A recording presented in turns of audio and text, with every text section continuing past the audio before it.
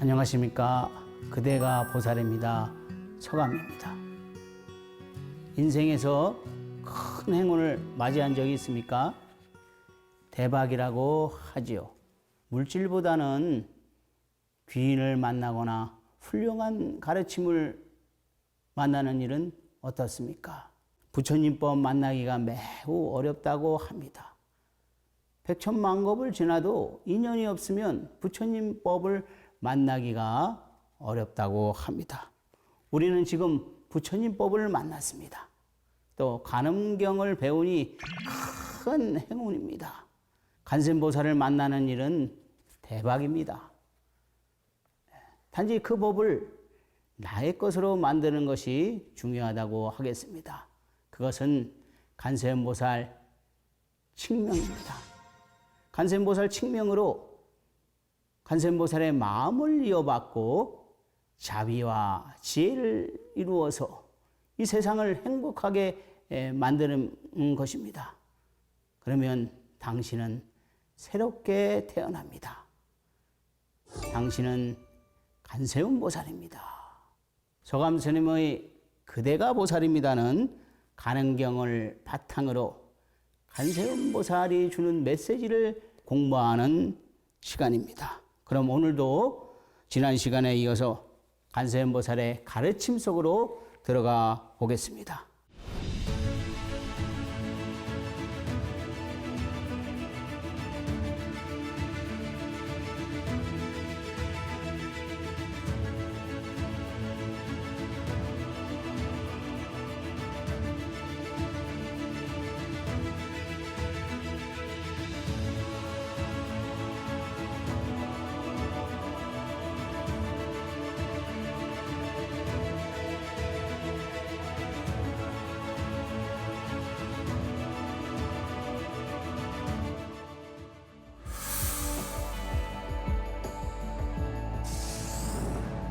오늘 4강 주제는 왜 간세음인가? 입니다.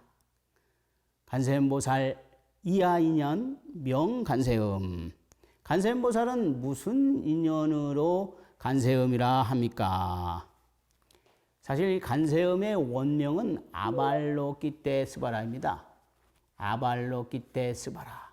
구마라 집은 관세음으로 번역을 했고 현장 삼장법사는 관자재로 번역을 했어요.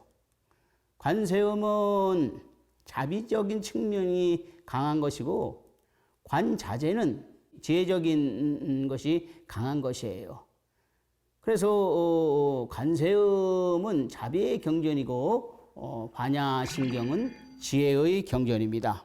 그래서 이 간세음 칙명을 통해서 영혼과 가피를 입은 사례는 무수히 많습니다. 사실 제가 그 영혼과 가피를 받은 사례를 소개해 보도록 하겠습니다. 신라 신문왕 때에요. 국사 경흥스님이 삼랑사에서 주석하고 있을 때인데 병이 들어서 몇 달째 누워 있었죠. 한 비구니 스님이 병문안을 왔는데 화엄경에 착한 벗이 아픈 병든 친구를 낫게 해준다. 이 말을 하면서 막 11가지의 가면을 쓰고 막 춤을 추는데 거기에 있던 사람들이 막 턱이 빠지도록 웃었어요. 경흥 스님도 병이 나았죠. 간세음보살은 대자대비를 보여주신 겁니다. 어느 누가 보살, 대보살이 말이에요. 그 모습으로 나타나가지고 웃음을 줬겠습니까? 간세음보살은 자신을 버렸어요. 중생을 위해서는 자신을 버릴 수 있는 분이 간세음 보살입니다. 비구니가 삼랑사에 나와서 남양사로 몰래 숨어 들어갔어요. 그런데 그 11면 관세음보살 탱 앞에 이 비구니가 짚고 다녔던 그 지팡이만 남아 있었다고 합니다. 이 대승불교의 자비 실천 그리고 수행 완성에서는 이 간음 수행이 빠져서는 안 됩니다. 아주 중요한 요소입니다. 사실 간세음은 부처입니다. 간음 삼매경에 보면 간세음의 본 모습은 정법명왕 열애이나 중생을 구제하기 위해서 활동할 때는 보살로 화연한다고 했죠. 간세음보살은 왜 이름이 간세음입니까? 하는 그 무진이 보살의 물음으로 이 간세음보살이 이 사바세계에 등장하면서 미묘한 이제 법문을 펼쳐나갑니다. 간세음보살은 전생에 죽음을 맞닥뜨린 그런 고난과 고통에서 간세음보살이 됐습니다. 간세음보살을 이렇게 펼쳐보면은 고난과 고통이에요. 대자, 대비, 화신이라고 하지만 그 안에는 고난과 고통이 있어요. 자신을 죽이려고 하는 그 계모를 이해하고 용서하고 큰 원력을 세웠다 이 말이에요. 고난과 고통이 다가올 때 그렇게 큰 원력을 세우고 마지막에는 대비의 목숨으로 중생에게 회양했습니다. 그래서 대성자모의 큰 성인이 되었던 것입니다. 이 과거 생에서부터 큰 원력과 수행을 해왔기 때문에 우리들이 좋아하는 그냥 대자 대비의 화신인 관세음보살이 되었던 거예요. 고난과 고통이 찾아올 때 그것을 받아들이는 것은 상당히 중요합니다. 고난과 고통을 좋아하는 사람이 어디 있겠습니까? 사실 이 고난과 고통이 찾아오면 그것을 어떻게 대처하느냐에 따라 인생이 확 바뀌어집니다. 그래 한번 해보자 하는 그런 마음과 짜증을 내고 막 욕을 하고 막 도망간 거와는 확실히 차원이 틀려요. 그것을 긍정적으로 받아들일 것인가? 고난과 고통을 긍정적으로 또는 부정적으로 받아들일 것인가는 그 사람의 인생을 좌우합니다. 역사적으로 위대한 분들은 이 고난과 고통을 잘 힘들지만 잘 헤쳐 나가신 분들이에요. 고난과 고통은 우리를 강하고 진실되게 또 힘을 주고 인내를 생기게 합니다. 비가 내린 후 땅이 더 굳어지시 말입니다. 강원도는 한겨울에 추워요. 아주 춥다. 한겨울에는 땅이 성처럼 일어납니다. 이렇게 일어나요. 이렇게 성이 이렇게 생겼잖아요. 이렇게 그것처럼 똑같이 일어나요. 그 가운데는 얼음이 있는데 봄이 되면 녹죠. 당연히 녹는데 녹은 땅이 힘이 없어. 푸석푸석해. 그런데 봄비가 내리면 땅이 막 융비가 돌아요. 고난과 고통의 비를 맞으면 힘이 세지고 인내력이 세지고 강합니다. 힘들면 참회 기도를 하십시오. 참회 기도 정반대 현상이 생깁니다. 제가 남해 보리암 기도인 시절에 늦가을인 것 같아요. 새벽에 대종을 치고 있는데 거기는 바닷가라 바람이 많이 불어요. 그 바람이 이 뼛속으로 싹 스며드는 것 같더라고요. 그러니까 기분이 참 이상하고 나빴는데 아니라 달까 막 저녁 때 막 심한 기침을 하고 막 땀이 비오듯이 하고 막 그래요. 근데 같이 있던 스님한테 참 미안하더라고요. 저는 뭐 기침을 하든 뭐 땀을 하든 괜찮겠지만은 같이 기도를 하는 스님한테 미안해서 밤에 이제 기침이 심할 때 막 땀이 뭐 비오듯이 하듯이 할 때 참회합니다. 제 잘못입니다. 하니까 막 이 기침과 땀이 막 확 수그러들었어요. 그래 이런 참회를 하면 이런 정반대 현상이 일어납니다. 유교경의 말씀이죠. 인욕의 공덕은 크다. 참을 줄 아는 사람은 큰 사람이다. 감로수를 마시듯 욕됨을 받아들이고 고마움과 웃음으로 넘길 수 있어야 한다. 이겨내십시오. 참아내십시오. 원래 고난과 고통은 없는 것이에요. 자신의 분상에서 넘어서지 못하니까 강한 악마의 손길로 느껴지는 것입니다. 그리고 크게 한번 심호흡을 해보세요. 그리고 간세음보살을 불러보십시오. 한 번이 아니라 여러 번 불러보십시오. 그 고난과 고통의 상황이 여려지고 약해집니다. 그리고 그때 길을 보게 될 것입니다. 사실 우리가 사는 세계는 이 세계를 사바세계라고 하는데 우리는 이 고난과 고통의 세계에 들어온 거예요.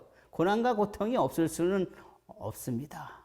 원현 스님이 이런 말씀하셨죠. 태어나지 말지어다. 삶은 고통이다. 그런데 희한한 것은 이 고난과 고통이 찾아와서 막 힘들고 고통스럽고 죽을 것 같지만 아주 죽이지는 않더라고요. 제 경험상 얘기하는 겁니다. 아주 죽이지는 않아요. 죽을 것 같으면 다시 살려난다. 그 순간을 이기고 버텨야 합니다.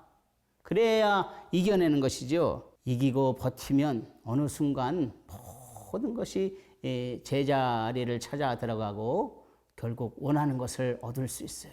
그리고 내가 하고 싶은 것을 할 수 있다. 고통과 절망 속에서 희망을 품어야 합니다. 그 고통과 절망 속에서 희망을 품고 나 자신을 살펴봐야 해요. 이게 뭐냐 하면은 나 자신과 고난과 고통에서 자신을 살펴보는 사람은 아까도 말씀드렸듯이 강한 사람이고 고난과 고통에서 자신을 살펴보는 사람은 진정한 수행자예요. 수행을 할 수 있다. 제가 그 강원도 양구 월명리라고 해서 두매 산골이에요. 첩첩산중이라. 거기서 뭐 수행만 하러 들어간 것이 아니라 수행과 교화 이거를 하기 위해서 이제 들어갔는데 그 뭐 수행한다고 해서 다 뜻이 뭐 금방 이루어지는 것도 아니고 그 고난과 고통이 다가올 때는 어떻게 하냐.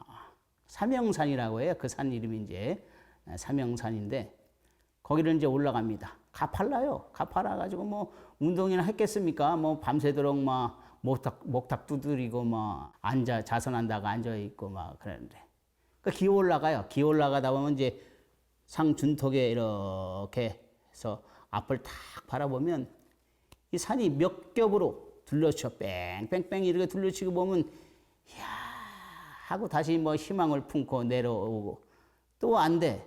그럼 다시 이제 저 사명산 정상으로 가요. 거기서 또 바라보면 그냥 탄식이 나와. 탄식. 이야 하는 뻥 뚫려가지고 막 그 고요함을 그 바라볼 수 있는 그런 특권. 그걸 보고서 또 다시 희망을 품고 내려와요. 또 안 돼. 거의 희한하죠. 그 이런 데서는 잘 될 일도 거기에 들어가서 뭘 일을 불사를 하려고 그러면 안 돼. 그래서 이제 결국에는 이제 바랑을 쌀까? 요 생각을 탁 가지고 있으면 일이 해결돼요. 그래서 저는 이렇게 생각했습니다. 부처님이 나를 잡고 있구나. 근데 그 양구라는, 강원도 양구라는 곳은 옛날부터 뭐 시골이었죠. 법문이 없어. 그 지역의 스님은 법문을 하지를 않아.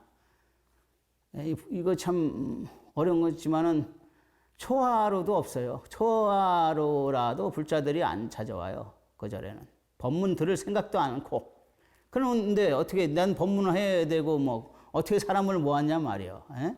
그 신도들한테 하나라도 더 챙겨주려고 하고 참 간세음에 마음을 보여주려고 하고 그리고 저는 그 신도들을 모시고 살았습니다.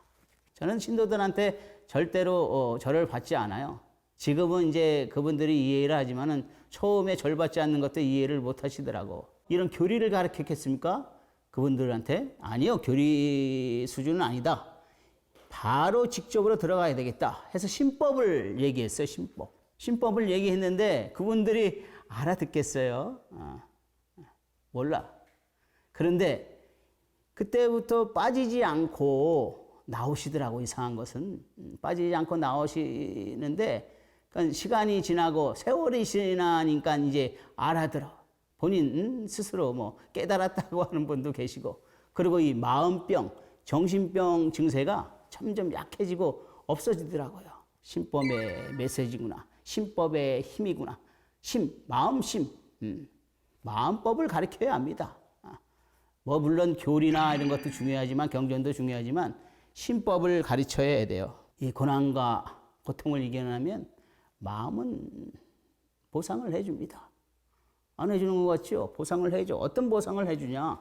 직접적으로 뭐 이런 큰 재물을 갖다 주고 뭐 그런 것보다 이 정신적으로 마음적으로 크게 성숙해지고 크게 만들어. 어떻게 성숙해지고 크게 만드냐면 큰 원력을 세운단 말이에요. 관세음보살도 그런 것 때문에 큰 성인이 되셨지만은 생각해봐요. 석가모니께서도 생로병사의 고통 때문에 출가를 하신 거 아니에요. 그런 고난과 고통을 이겨내면 큰 원력을 세워. 큰 원력을 세우고 막 그런 이 정신적인 에너지, 이 마음의 에너지 이런 것이 활짝 피어난단 말이야. 그 인내력을 갖게 한단 말이야. 인내력.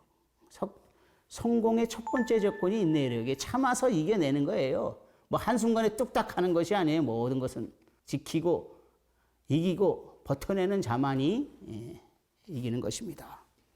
그래서 이런 말이 있잖아요. 강한 사람이 참는 것이 아니라 참는 사람이 강한 사람이다. 도망친다고 해서 능사가 아니에요. 도망치면 결국에는 나중에 2배, 3배 돼서 나를 더 괴롭히거든요. 한 번만 마음을 가다듬고 힘을 내서 한번 해보자. 이렇게 나가셔야 합니다. 그래야 내 인생의 성공을 맛보는 것이고 그래야 내 인생도 차츰차츰 안정되고 거기에다가 관세음보살을 올려놓으면 그게 이제 소원이 이루어지는 거예요. 처음엔 죽어라 해도 안 됩니다. 관세음보살 많이 불러도 어느 정도 마음이 안정이 돼야 관세음보살은 이루게 해줍니다. 사람들 만나기 힘들 때가 있어요. 스님들은 사람들 많이 만나잖아요. 짧게 만나는 것도 아니고 길게 뭐 30분, 1시간씩 이렇게 만나서 차 한잔 마시면 힘들 때가 있어. 그럴 때 이제 저는 관세음보살님에게 그래 이렇게 물어봅니다. 제가 힘들고 어렵고 사람들을 위로를 해주지만은 나는 누가 위로를 해줘요? 이렇게 물으면 관세음보살님은 이런 말씀하셔. 헤헤 하고 웃어라. 그러면 내가 그대를 위로해 주는 것이다. 이런 말씀을 하시더라고요. 그래서 저는 월명리 간음선언에서는 해 스님으로 통합니다. 여러분들도 힘들고 어려울 때 헤헤 하고 웃어야 돼. 그 사람만이 자신의 힘든 상황을 이겨내는 사람이다 말이에요.